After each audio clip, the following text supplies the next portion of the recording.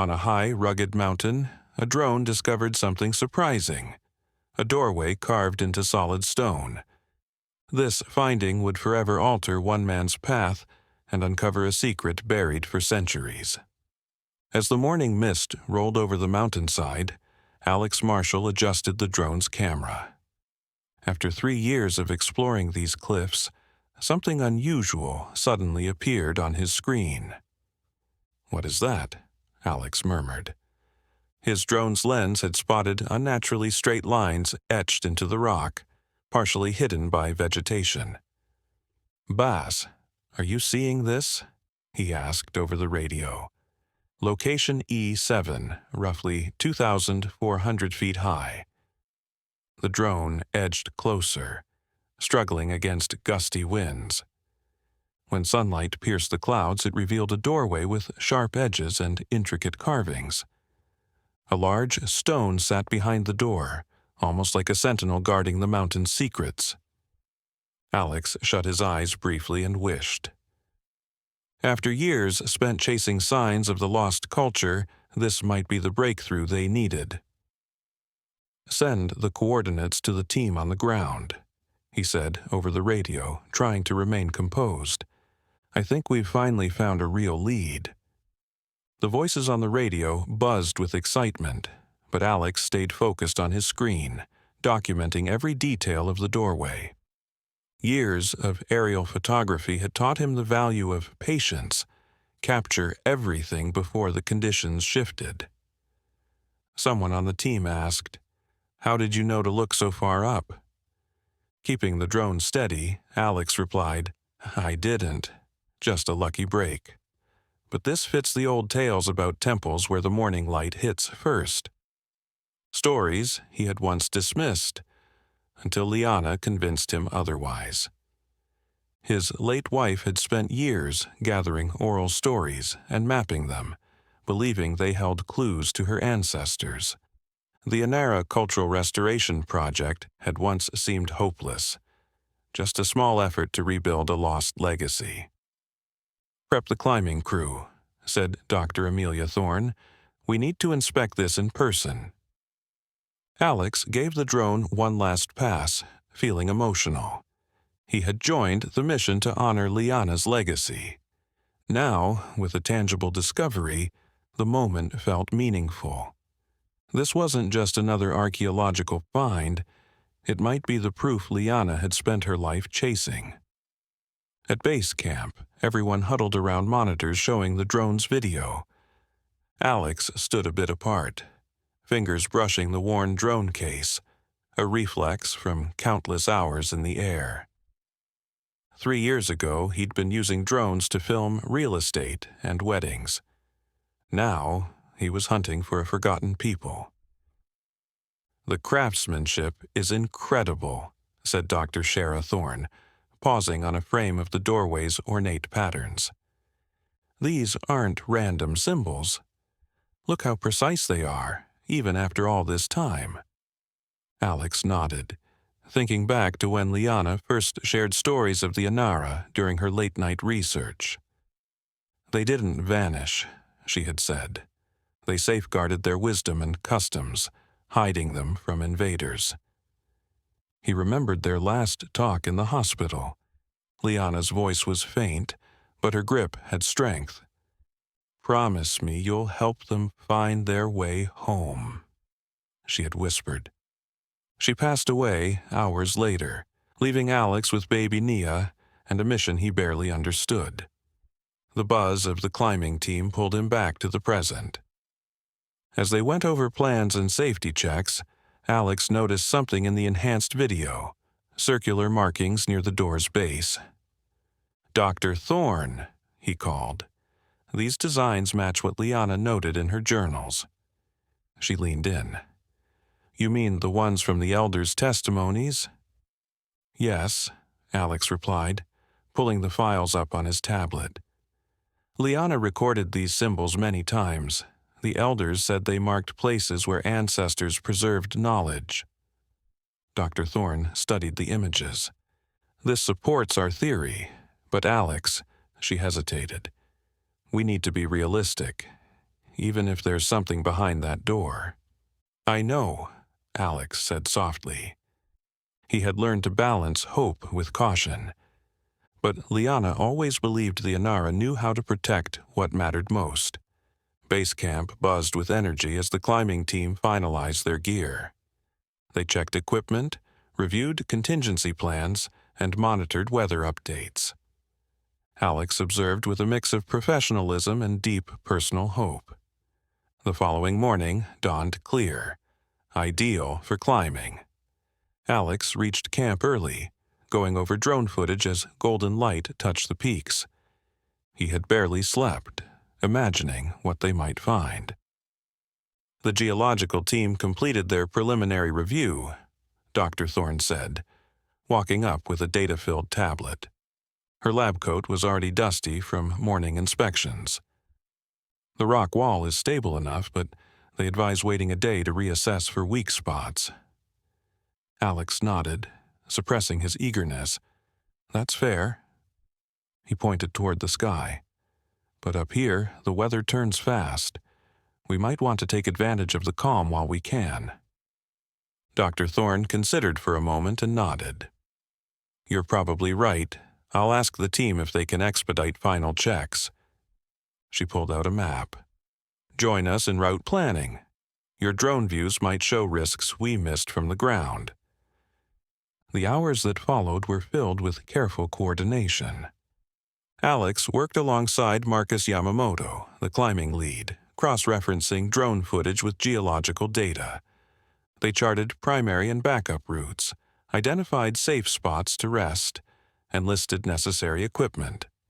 The boulder is our first obstacle, Marcus said, pointing to footage of the massive rock behind the door. We'll need to bring the hydraulic jacks. Leon, Kai, you're on that. The twins nodded. We can set up a pulley system for the gear, Kai said, sketching out an idea. There are enough anchor points to support the load. By the afternoon, the team was prepared. Marcus picked 4 climbers.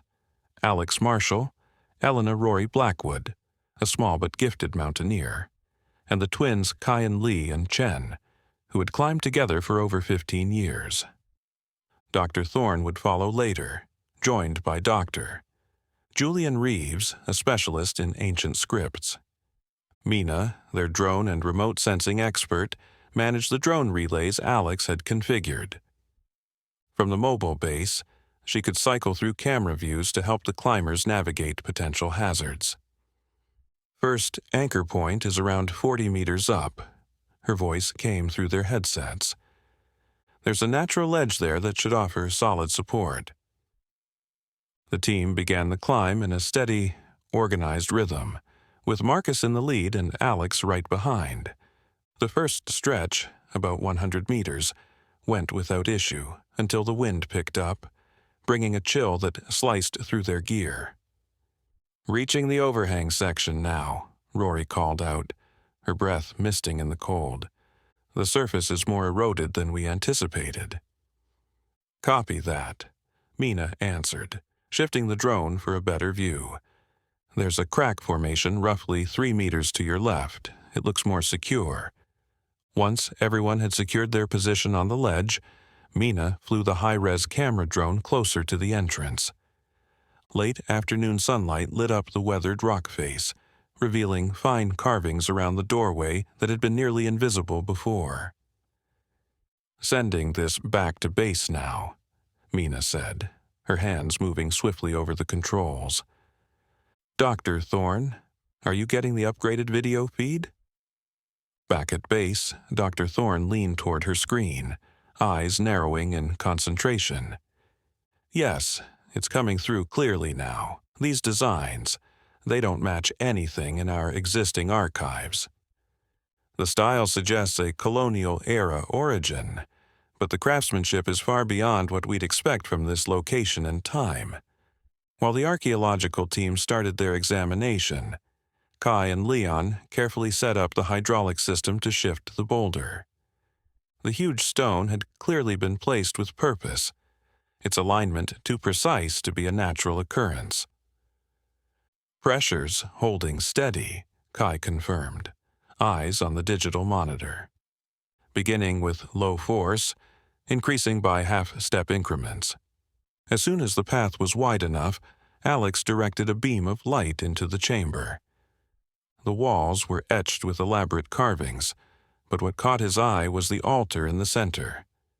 Its worn top displayed the same unique markings they had seen outside, but something else stood out.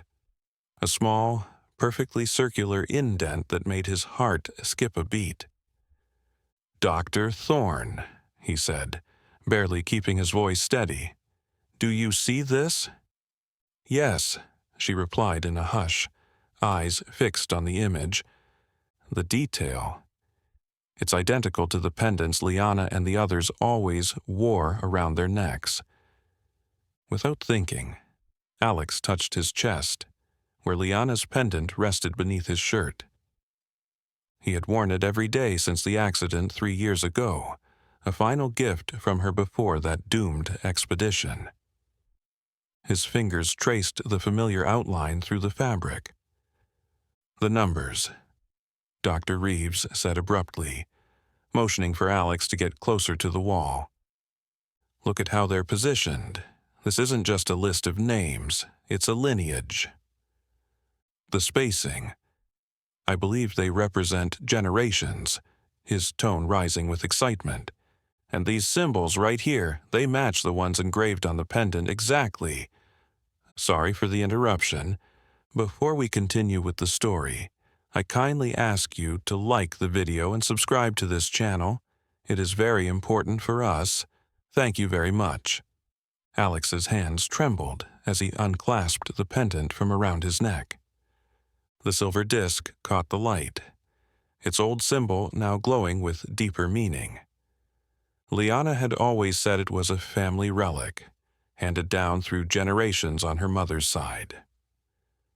"This pendant," he said, his voice thick with emotion. "Liana used to say it was more than decoration. Her grandmother told her it was a key to unlocking their history."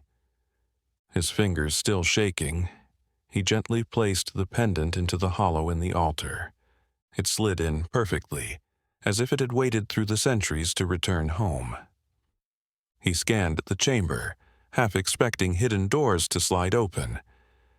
Instead, his flashlight beam landed on something else. A delicate crystal disc resting atop the ancient altar, shimmering under artificial light. Looking closer at the hollow, he noticed a second groove surrounding the pendant's setting. "There's a glass element here," he called out, carefully lifting the transparent disc. It slotted neatly into the outer groove around the pendant. The response was instant. A soft, bluish-white light began to glow from the pendant, projecting strange symbols across the chamber walls. Dr. Reeves and Dr. Thorne leaned in at base camp, eyes locked on Alex's head-mounted feed. As the light crossed the carvings on the wall, Alex's voice came through their speakers. "These indents," he said, his finger tracing the markings while the camera followed. "Each top section lines up exactly with the projection." Dr. Thorne adjusted her headset, her face glowing from the multiple camera angles. "It's a decoding system," she said into the radio, excitement bubbling in her tone. "The light pattern, it's showing us how to interpret the sequences. These aren't linear, they're interconnected." "Right," Dr. Reeves agreed, switching between the main feed and data on Alex's tablet. He began typing quickly, capturing the unfolding discoveries. Each segment links to the next by these specific markers. This isn't a simple record, it's a web of stories. Alex had taken a few steps back as they analyzed, letting his light drift across a broader section of wall. That's when he saw it, a mural partially hidden in a recessed space. It depicted a woman, proud and strong, clearly wearing the same pendant Liana had cherished. In one arm, she held a child. In the other, a downward-pointing spear. Not to threaten, but to protect. His throat tightened. The woman's gaze carried the same fierce spirit he had seen in Liana whenever she spoke of her roots and the stories her grandmother had shared. Suddenly, memories rushed in. His vision blurred as tears welled in his eyes. He placed his palm gently on the cool stone to steady himself. The truth had always been here, waiting quietly, just like Liana had believed. But she'd never get to see it. She'd never feel these walls beneath her fingers. She'd never have the chance to prove that her grandmother's tales were, in fact, carefully kept history, handed down by generations of resilient women like the one in the mural. "Dr. Thorne," he whispered, voice cracking. She was right about everything. As the team descended the mountain path, Dr. Thorne and Dr. Reeves pieced together the history that had emerged from the chamber. And just as they'd hoped, a larger pattern began to emerge. The pendant, passed down through Liana's lineage, was more than a key to a secret chamber. It was part of a much larger system meant to protect knowledge for centuries. They soon uncovered that the ancient people had created a vast network of sacred sites across the islands. Each chamber safeguarded a different part of their world: agriculture, astronomy, healing, and spiritual wisdom. When they foresaw disaster, the elders embedded their entire civilization into these secret spaces. Historical evidence confirmed that when the slavers arrived, they didn't just take people, they tried to wipe out a whole way of life. "But look at this sequence," said Dr. Reeves, highlighting symbols on their screen. They knew it was coming. They created a system, a network of sanctuaries to safeguard their traditions. The slave traders had destroyed temples and burned sacred texts, forcing survivors far from home. But they hadn't counted on the strength of oral tradition, or the brilliance of those who fought to keep their culture alive. The women depicted in the murals, now known as memory keepers, had encoded their people's wisdom into songs, folk tales, and what seemed like ordinary heirlooms, like Liana's pendant. Over time, as months passed, more truths came to light. Some of the star constellations in Liana's grandmother's stories aligned perfectly with other chamber locations. Children's songs, once dismissed as nonsense, were revealed to contain coded astronomy. Even traditional weaving patterns held complex math hidden for generations. "It's beyond remarkable," Dr. Reeves said one evening, surrounded by scattered papers and glowing maps. "They preserved more than their past, they protected their future. These farming methods, combined with our climate data, could guide sustainable agriculture today. Their star records might answer unanswered questions about cosmic cycles." This breakthrough reshaped more than academic knowledge. It reignited cultural pride in the region's native communities. Young people began reconnecting with their grandparents' tales, now seeing them as living links to a resilient, brilliant heritage. As the sun set over another day of discoveries, Alex stood at base camp, watching new researchers and native scholars arrive. They brought both cutting-edge tools and ancient knowledge, ready to uncover more, to reconnect the pieces, to bridge past and future. The truth hadn't just been saved, he thought, lightly touching the pendant case. It had been guarded, nurtured, and passed along, until the world was finally ready to see it. And this was only the beginning. Did you enjoy the story? What would you have done in their place? Tell us in the comments below. If you liked it, subscribe and give the video a thumbs up. Because sometimes the greatest discoveries aren't buried in ruins, but in the strength to keep searching. Thanks for listening, and see you in the next video. Take care and have a great day.